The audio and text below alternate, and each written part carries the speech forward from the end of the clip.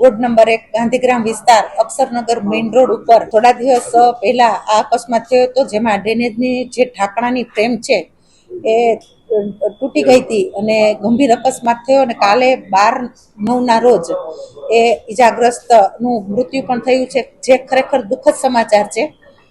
Drainage અધિકારીઓને તેમજ ward ઓફિસરોને અને ડીએમસી કક્ષા સુધીના આજે તાત્કાલિક ધોરણે મેં સૂચના આપેલી છે કે જાહેર માર્ગ ઉપર કે શેરીની અંદર ચોમાસા દરમિયાન જ્યારે કુંડી નબળી પડી ગઈ હોય અને એના ઢાંકણા તૂટી ગયા હોય, તેની ફ્રેમ નબળી પડી ગઈ હોય તો તાત્કાલિક એને બદલાવી, કે જેથી કરીને આવા કોઈ ગંભીર અકસ્માત અને જાનહાનિ ન થાય. સ્વાભાવિક રીતે વરસાદ ખૂબ જોશથી પાણી આવતું હોય ત્યારે ડ્રેનેજના પાણીનો નિકાલ કરવા, વરસાદી પાણીનો રોડ ઉપરનો નિકાલ કરવા માટે ઘણી વખત ડ્રેનેજના ઢાંકણા છે એ ખોલવામાં આવે છે. પાણી ઉતરી જાય પછી ઢાંકણાને ઘણી જગ્યાએ અમે પણ જોઈ છે કે એને બંધ કરતા ભૂલી ગયા હોય છે. અને આવા અકસ્માત ત્યારે થાય છે ક્યારે કે જ્યારે સ્ટ્રીટ લાઇટ હોય છતાં પણ આપણને એનો પ્રકાશ ત્યાં પડતો નથી અને એ ખાડાની અંદર કોઈ માણસ ચાલે છે કે વાહન લઈને નીકળે છે, ત્યારે આવા અકસ્માત સર્જાતા હોય છે. એક ગંભીર બાબત છે, તેની પણ વોર્ડની અંદર સૂચના આપેલી છે. અને ત્રણેય સિટી એન્જિનિયરને આજે બોલાવી અને તાત્કાલિક ધોરણે દરેક વિસ્તારની અંદર ક્યાંય પણ જો આવું કાચું કામ હોય તો તેને તાત્કાલિક ધોરણે નવી ફ્રેમ મુકાવી અને ડ્રેનેજનું ઢાંકણું છે એ વ્યવસ્થિત રીતે પેક કરાવવું. અત્યારે વોર્ડ નંબર 1ની અંદર આ ગંભીર પ્રશ્ન છે, ત્યારે વોર્ડ ઓફિસરને પણ સૂચના આપેલી છે કે આખા વોર્ડની અંદર ક્યાંય પણ જો આવી ફરિયાદો હોય અને તાત્કાલિક ધોરણે એનો નિકાલ કરવો.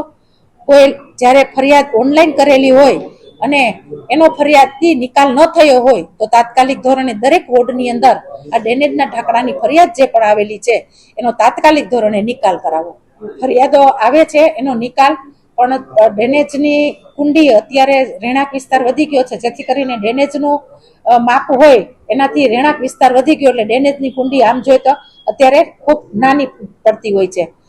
છતાં અધિકારીઓને જેટ મશીન લઈ અને તાત્કાલિક સળિયેથી જો આ કામ નીકળતું ન હોય તો મશીન દ્વારા પણ તાત્કાલિક ધોરણે આને કરાવવું, કે જેથી કરીને અત્યારે રોગચાળાની પણ સિઝન એટલી બધી વિફરેલી હોય છે કે ચિકનગુનિયા મચ્છરના જે ઉપદ્રવો છે એના લીધે પણ મેલેરિયા જેવા ગંભીર રોગો થતા હોય છે, એ ન થાય. અને વોર્ડની અંદર સઘન સફાઈ પણ થાય, દવા પણ છંટકાય અને વોર્ડમાં ફોગિંગ પણ થાય. એટલે મેલેરિયા વિભાગ દ્વારા અને ડોક્ટરની ટીમ દ્વારા પણ તાત્કાલિક ધોરણે આ 2 દિવસ અગાઉ પણ સૂચના આપેલી છે. આમ જોઈએ તો ક્યારે એવું બનતું નથી, કોર્પોરેટરો સામેથી ફરિયાદની આવતી હોય તો નિકાલ માટે વોર્ડ ઓફિસરોને કે લગત અધિકારીઓને ફોન કરતા જ હોય છે.